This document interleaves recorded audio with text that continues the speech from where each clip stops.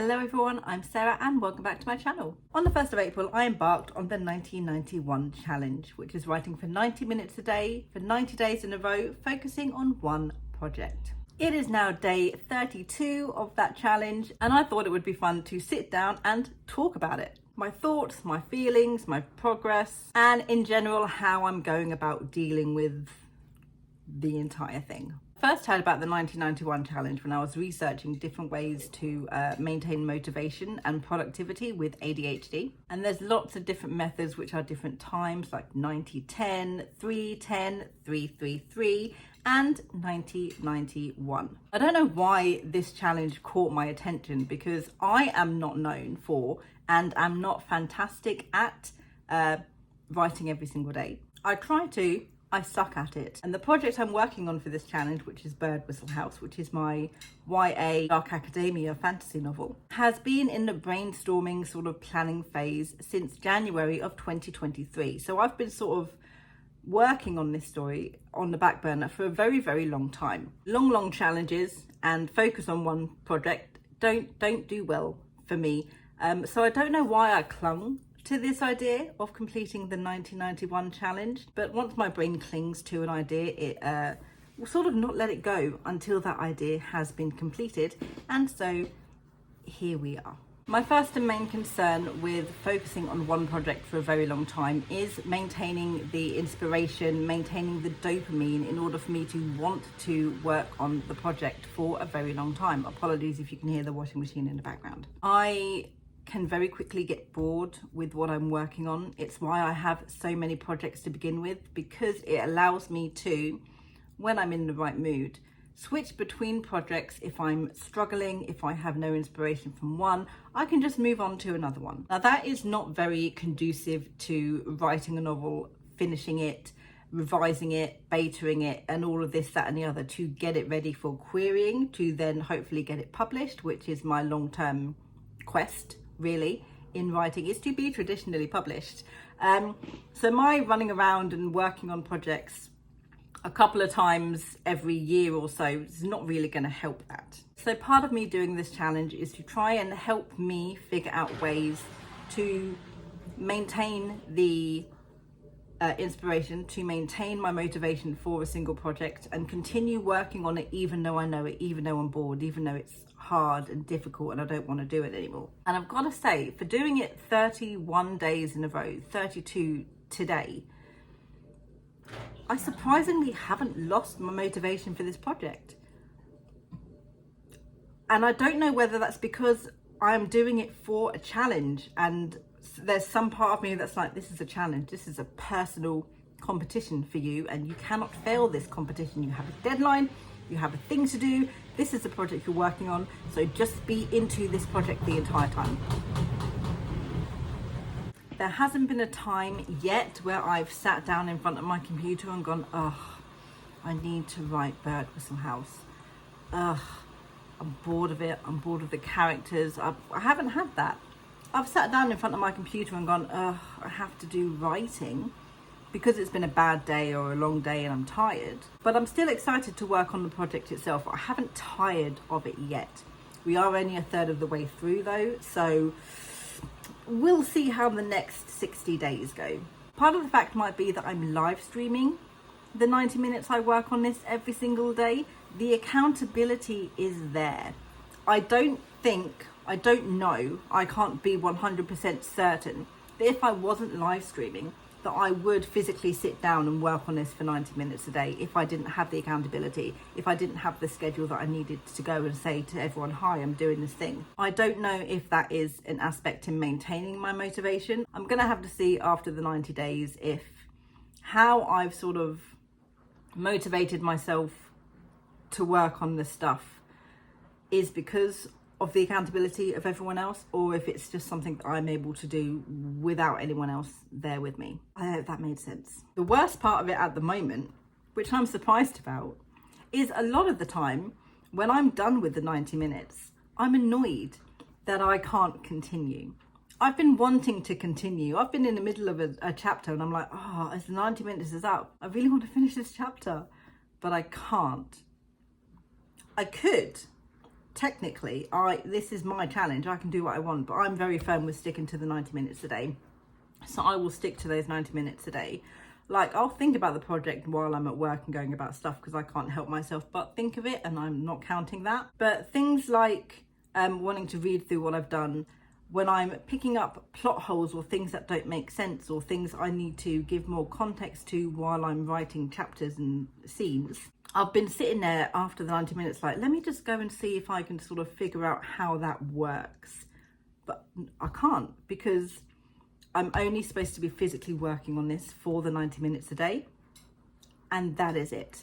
And those 90 minutes a day don't just include me writing the novel, it is everything that I need to do for that novel. So if I need to do some outlining for it, if I need to work on the magic system, or if I need to work on the plot, it is only for those 90 minutes a day that I am allowing myself to work on this book. Because my whole thing is, how much of this can I get done in 90 minutes a day, in 135 hours? How much of this novel can be completed? Obviously not including all of the work I did beforehand, outlining and stuff. How far can I get in those 90 days? If I push myself, how much work can I do if I let myself focus for a set amount of time? What is it that I can do? And then hopefully I then can use that. But you did this. Think of everything you can do if you just stop and you focus, even if you're not feeling your best. And hopefully that will kickstart something in me that will continue with all my other projects. So I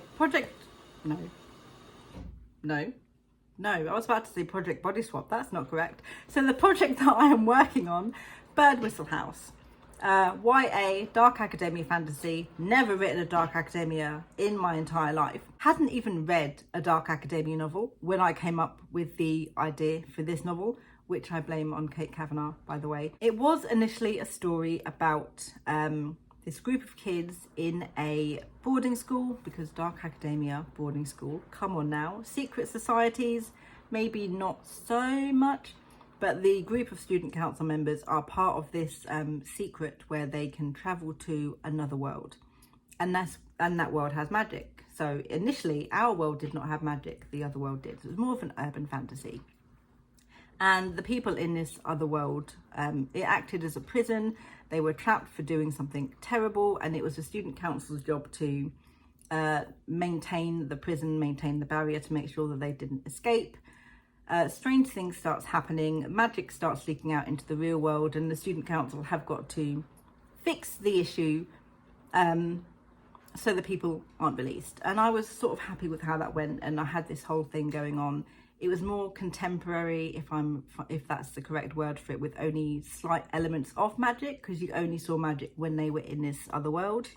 And they weren't actually in the other world a lot. Most of the stuff that happened was in the real world, with all of the issues that they were having, and it was causing rifts, and it was a very, very character-driven novel.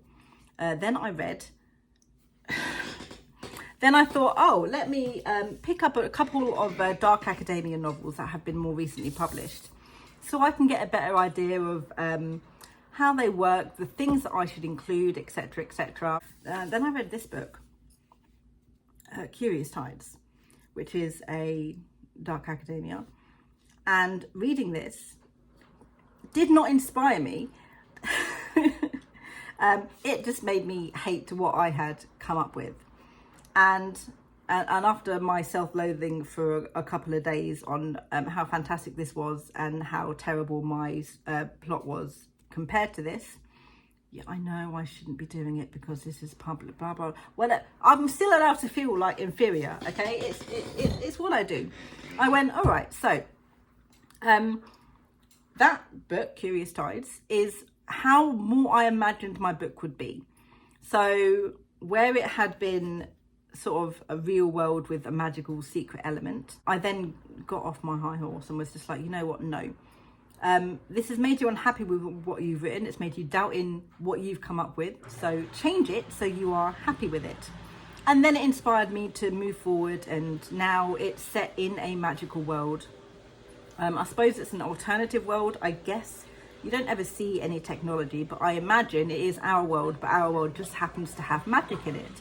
And I created this whole magic system for it. I created a sort of very basic history of what is going on. Now, when I say I've built a magic system, I've half-assed a magic system. And when I say I've done history, I've half-assed history. And I've basically just created whatever I need to put into the book for readers to understand what is going on with the plot, and everything else, whatever, I don't care about. So the history of the story stays the same. There's this other world that was created purposely to house these few people of Twilight who rose up to do something other. I don't actually know what. I haven't thought about that yet. I should. That's probably needed for the story.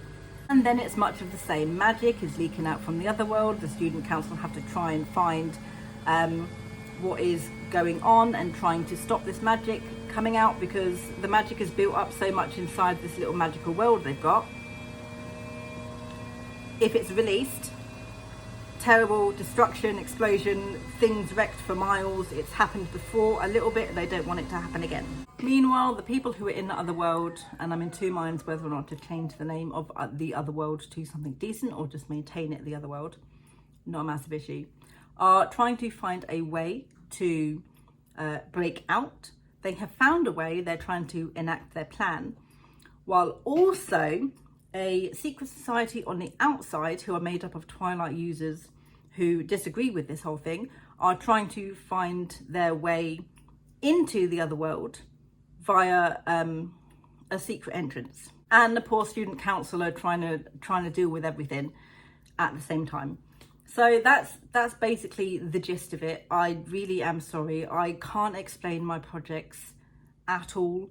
I always end up over-explaining everything, so apologies for the long-winded explanation. That is basically Birdwhistle House. I'm writing this non-chronologically, just to make it a little bit more fun, just to sort of maintain the surprise and the motivation. This is my box. Inside this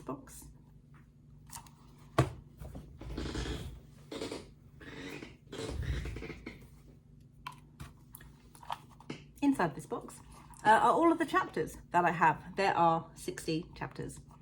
On top of those 60 chapters, there are 1, 2, 3, 4, 5, 6, 7 interludes, which are from different characters' POVs, showing a different side to an event that Dinah has seen that has caused suspicion, given the answer to some of the questions about why the characters are acting the way that they're acting in certain situations, just for more context for the readers and to explore the other characters a bit.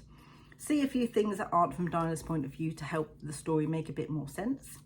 And there's also random prompts in here where I had a few pieces of paper left over after I'd done writing all of the everything I needed to, and just wrote a random prompt where I will find a random, or I'll generate 3 random dialogue prompts and write a scene using those prompts between a couple of characters. And these can be used to fit into current chapters that I have, because obviously what I had work, they would fit somewhere in the plot for me to further explore how characters are feeling and what they know and how they're acting, but won't necessarily be seen in the story. Or they will be just random scenes in between characters, just for me to explore their voice or their relationship to each other.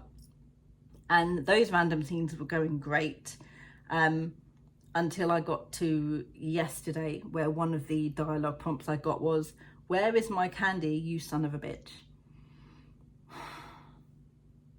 Which did not fit at all with the other 2 prompts that I got. That was fun. That's only 300 words long and it's crap. But it gave, let me think of a little backstory for a couple of the characters, I guess. So it did do a little bit of something. So that is how I'm doing my chapters. When I'm in the mood to write, I'll pick a chapter, we'll write the chapter, I'll move on. I haven't really gotten to the point where I've gone, I don't want to write today, let me just brainstorm or character do or anything like that, which, yes, again, so thankful for. I think that is keeping me a little bit more interested, because I don't know what's going to come next. The very first scene I got was chapter 1, followed very quickly by chapter 2. I've done a few interludes, I've done some random scenes. My 3rd oldest child so lovingly picked a chapter yesterday near the climax I had not outlined. That chapter's going okay though, to be fair. I'm going to be working on it and finishing it today when I stream. But yes, that is how I'm writing the story. Let me take you over to my program now, because I want to show you how I've organised everything and what I'm doing in my head, and show you my process, I guess, on keeping all of the ideas that I have intact. Not that I go back to check them and put them in, but they're there if I need them to. This is Butterdocs. This is what I'm using to do Bird Whistle House. Basically, someone going, what is everything I would possibly want from a writing program, and let me put it in here. And you know what? I don't do everything that is on here, but there is so much stuff that this has, which probably can be utilized via Scrivener and stuff like that as well, don't get me wrong. But there is so much stuff here, which I'm actually using quite a lot in my stories. So this is Bird Whistle House. I've separated into Act 1, Act 2 and Act 3. Act 3, as you can see here, and the flashbacks are all colour-coded, because the ones that are colour-coded are a different POV than the rest of the book, which is Dinah. There is so much going on in Act 3 and everyone has split up. I wanted the readers to get a full picture of everything that was going on, and not just from Dinah's point of view, hence everyone else's point of view. So we'll go to chapter 1, because that's one of the ones that I have completed, and the ones I have outlined, and it takes you to the document itself, which has everything in here, so you can flip to whatever one you want to if you need to. All of these highlights is my little colour code. If I come across something that I'm writing that I don't like the sound of how that sounds, or if it sticks out as being really bad, I'll highlight it blue. Have a few highlights and colour codes for different colours as well. I don't know why I highlighted that, so somewhere in my notes section. So I'll highlight if character, plot, pacing, world building or wording of something. Most of the things I've been highlighting is wording. I think there's been one for plot, nothing for anything else, because I keep forgetting I have them there. But you know, just so when I'm going through it, I see instantly that that's something that I wanted to change when I wrote it, so I know immediately to change it. And then with all of these chapters, you can also include notes on them. So if I take a note for chapter 1, it brings it up here, and anything that I think to myself, I can attach a note directly to this chapter, so I know exactly where it is. I'm not going to lose it. And then you can also backlink all of your notes as well. I haven't backlinked a lot in that. If I come down to Dinah, for instance, so this is my little character profile on Dinah, the main character, we have backlinks in here as well. I don't know how to do the backlinks. Astoria Ailing is in pink, so if I can click that some way. I always forget how to click it, but that should take me instantly to Astoria Ailing if I need to. So if I click the backlinks here, these are all the backlinks I have. So she backlinks to this specific note because it's in her POV. This backlinks to another character. Again, I can't remember how to access it clicking that, but I can backlink to chapter 49, and that's in her POV. And so I'm being very careful to make sure that if I have notes on anything, I'm working on chapter 55 at the moment, I made a note on the powers that these characters had, because I forgot what powers they had. So I can look at these and try and think of a way to write what it is I want to write, because it's a fighty chapter. I can make a note on chapter 13, for example, of questions that I have if something doesn't make sense. What is the point of this chapter? Because I don't feel this chapter has quite a big enough point for it to exist. Something else needs to happen in this chapter plot wise, so that is why that is there as a quick note to add this specific thing to previous chapters, because it's something I came up with as I was writing the chapter, and I feel like it's necessary context wise, character wise, for it to be in the chapters before at least mentioned as well. Chapter 31, I don't know why that note is there. I don't have my plans for chapter 31. And That's not chapter 61 anymore, that is chapter 60. But and so on and so forth. So that is the program I'm using. It is helping me keep notes on everything. It is helping me keep everything organized, thankfully, and it's very easy for me to switch between chapters if I have something I need to figure out or think about. So far in this story, since the 1st of April, I have written 29,477 words, which is almost averages on 1,000 words a day. Now, I'm not the type of person at the moment to, you know, check my word count or anything like that. But I know from past experience, and I know from how much I've been writing recently, 29,000 words in 31 days. For me, amazing, beautiful, perfect. So much productivity, so much motivation, so much work being done. And I always like when I remember that I can do the work if I put in the focus for it. I just need to put in the focus for it, which is terrible that I don't do. So in April, I worked on Bird Whistle House for 43 hours and 30 minutes. 43 hours and 30 minutes. That is such a good number. That is so nice to see. And again, I hope this is going to help me maintain, maybe not quite that level of productivity, but given me the knowledge and the confidence that I can write every day. I can write if I'm not quite feeling it. I can do something even if it's not writing, in order to work towards what it is I need to work towards. That is the most important thing that I want to be able to take away from this challenge, is not the habit, because I'm stuck at forming habits, but that confidence that I can do it. I can make myself focus. I can maintain my motivation on a project. I can work hard on it, and I can get it done. That is what I want this to be. And hopefully it will be. It is almost 12 o'clock now. I'm going to head into my stream. So we'll have a little bit of a writing vlog here as well. And then we'll come back for final thoughts. These are all of the chapters that I have completed thus far in the first 31 days. I haven't counted them. I'm probably not going to count them, but a good fair chunk of them there already written.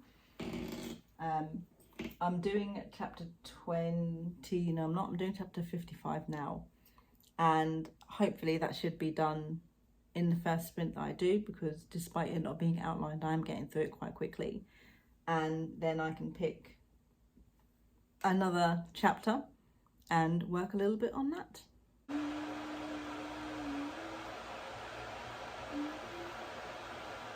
Hello everyone, and welcome to the 1991 challenge, day 32. How is everybody doing? I know it's early for some of you. I do apologise. Time zones suck. I immediately went and got tea as soon as that sprint started, because I didn't plan well enough. But it is time to write, so let's go.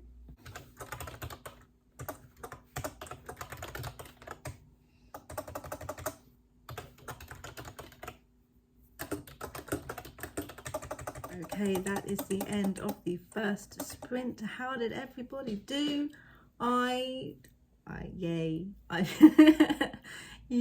say that so sarcastically. Chapter 55 has been finished. We have concluded. It is done. It is okay.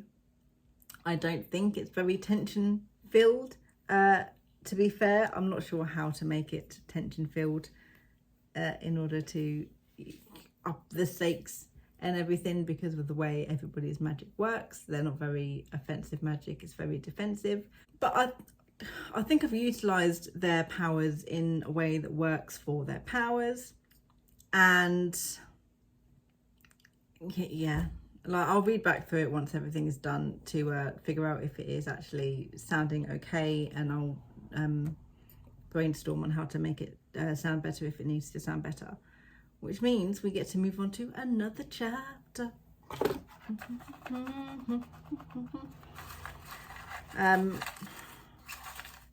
Please don't be another chapter that I have not outlined. Please also don't be another random prompt, because I just can't. I don't want to risk having really stupid prompts again that I have to spend ages trying to figure out what to do.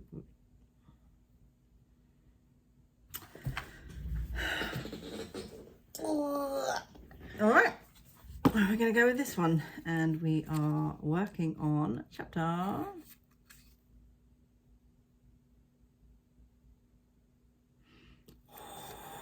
so close. Chapter 34.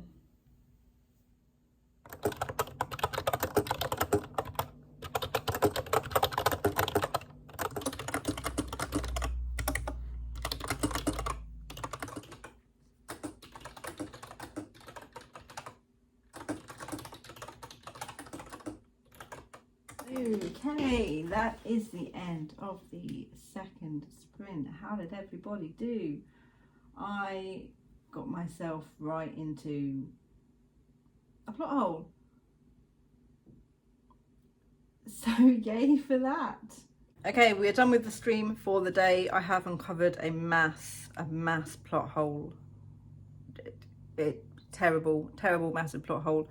I have given myself like 3 different pieces of information and 3 different ways this story goes, and have not referred back to anything that I have planned in any of my notes, considering I have 5 places all of my notes are, when I was doing the outlining.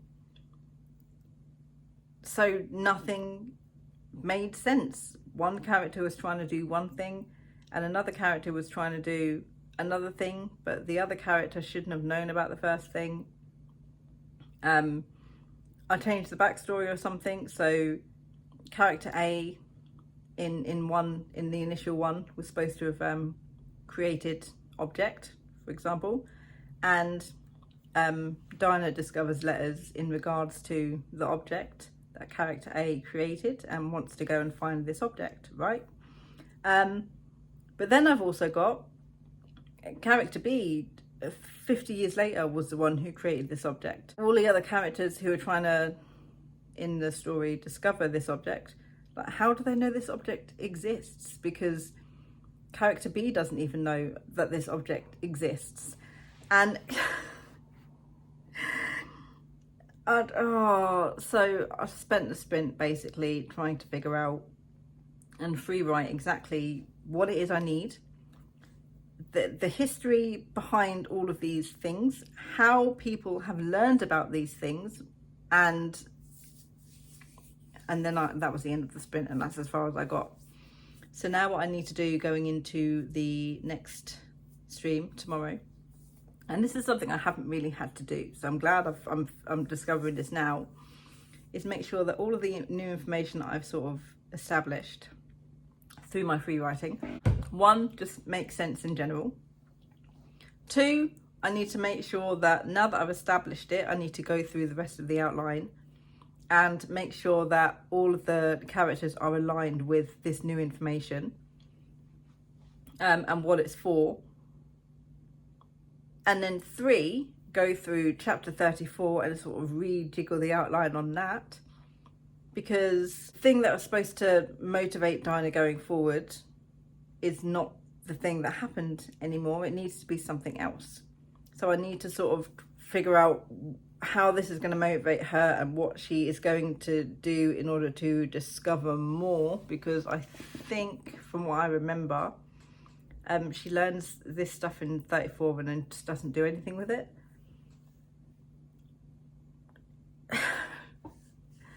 So that is going to be my plan for tomorrow, but the 90 minutes is up. I cannot work on this anymore, so my document has to close, and I can think about it all I want, but I know that if I think too much about it, I'm going to come up with something in my head that my brain will be like, you can't write it down because that's working on it, and then I'll just forget it later going forward, which is annoying, but it is what it is. 32 days in, because this is day 32, I am still feeling really good about this challenge. I don't regret doing this challenge like I thought I would. I am excited to sit down and write Bird Rules on House every day. I'm excited to live stream and chat to everyone most of the time. There's been a couple of times I'm just like, no, let's just do 90 minutes. I don't care. I just want to get this over and done with. But I haven't lost heart. I haven't lost my motivation. I'm still productive with everything. But on the whole, I am still enjoying this challenge. I am really glad that I have done this challenge. At the moment, I'm thinking I'm going to make this like a regular yearly thing for me to do in April through till June, 90 days, like a full-on challenge, doing something focusing on one project that I need to focus on. Just because I'm getting so much work done, but it doesn't feel like I'm getting a lot. I'm getting a lot of work done, but it doesn't feel like I'm doing a lot of work.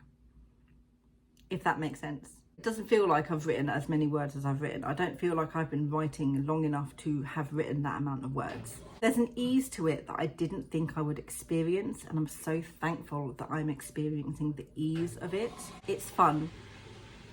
It's not work. And fun writing is so much easier to do than work writing. Again, I hope some of this makes sense. In my head it does, because I know what I mean. When it comes out my mouth, I'm not so sure. It's working. It's working. I'm motivated, I'm productive, and for right now, that's all that matters. That is what I wanted to come from this challenge during the challenge, and it's working for me, and I'm happy that it is. Only another 58 days to go. That is going to be everything for me today. Thank you guys so much for watching, and I will see you in my next video. Bye.